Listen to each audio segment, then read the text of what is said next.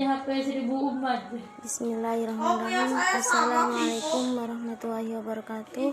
Saya Fatmawati. Di sini saya akan mempresentasikan mata kuliah Administrasi dan Supervisi Pendidikan.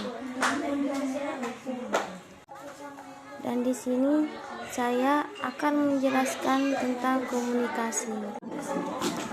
A. Pengertian komunikasi. Komunikasi mengandung makna bersama-sama. Istilah komunikasi yaitu pemberitahuan atau pertukaran. Komunikasi adalah bentuk apa saja dari interaksi kata-kata, senyuman agukan kepala, gerakan tangan, sikap badan, gerakan mata yang berakibat diterimanya arti, sikap, atau perasaan yang sama. Komunikasi adalah proses penyampaian pesan oleh seseorang kepada orang lain untuk memberitahu, mengubah sikap, pendapat, atau perilaku baik secara lisan atau langsung ataupun tidak langsung atau melalui media. B. Peran komunikasi. 1. Komunikasi dalam lingkungan pendidikan.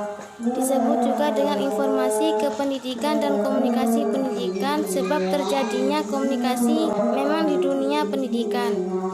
Pendidikan merupakan proses yang panjang yang melibatkan banyak unsur seperti pendidik, administrator pendidikan, proses komunikasi, peserta didik, pesan-pesan atau informasi pendidikan. 2. Komunikasi dalam lingkungan sosial. Terjadinya suatu kelompok dalam lingkungan masyarakat sosial sedikit banyak karena andil komunikasi dan proses berbagai informasi. 3. Komunikasi dalam lingkungan keluarga. Di lingkungan keluarga, komunikasi juga sangat besar kedudukannya dalam mempertahankan kelangsungan hidup keluarga yang bersangkutan tanpa diimbangi dengan pelaksanaan komunikasi yang terbuka antara anggota dalam suatu lembaga, antar anggota dalam suatu keluarga. 4. Komunikasi dalam kelompok dan organisasi. Komunikasi kelompok dan komunikasi organisasi sebenarnya berbeda. Yang pertama, lebih memusatkan diri pada peristiwa komunikasi yang terjadi antar beberapa orang, baik yang terstruktur maupun yang tidak terstruktur. Sedangkan yang terakhir lebih dinamis sifatnya.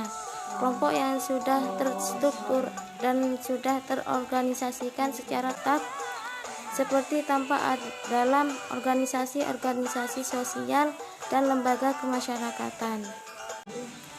5. Komunikasi interpersonal. Komunikasi yang mengalir antar individu yang menekankan transfer informasi dari satu individu ke individu yang lain.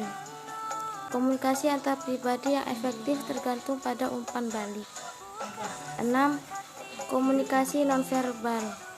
Komunikasi nonverbal adalah penyampaian pesan tanpa kata yang dikirim melalui gerak badan, ekspresi wajah, gerak mata, gerak tangan, dan nada suara.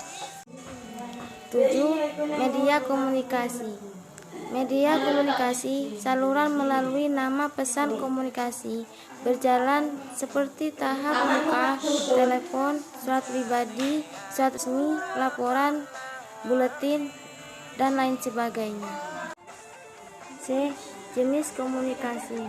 1. Komunikasi verbal dengan kata-kata mencakup beberapa aspek-aspek, yaitu 1. Perbendaharaan kata-kata. 2. Kecepatan. 3. Intonasi suara. 4. Humor. 2. Komunikasi nonverbal disebut dengan bahasa tubuh. Komunikasi nonverbal adalah penyampaian pesan tanpa kata-kata, dan komunikasi nonverbal memberikan arti pada komunikasi verbal. Yang termasuk komunikasi nonverbal yaitu 1. Ekspresi wajah. Merupakan sumber yang kaya dengan komunikasi karena ekspresi wajah dominan suasana emosi seseorang. 2. Kontak mata.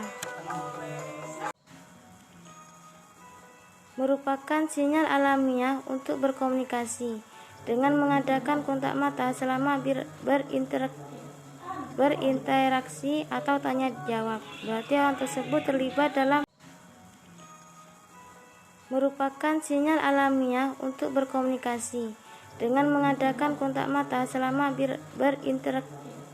berinteraksi atau tanya jawab. Berarti orang tersebut terlibat dalam menghargai lawan pembicaraannya dengan kemauan untuk memperhatikan bukan sekedar mendengarkan.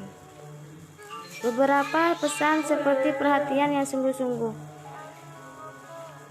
yaitu dukungan emosional, kasih sayang atau simpati dapat dilakukan melalui sentuhan.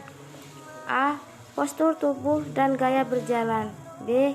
Suara. C. Gerak isyarat.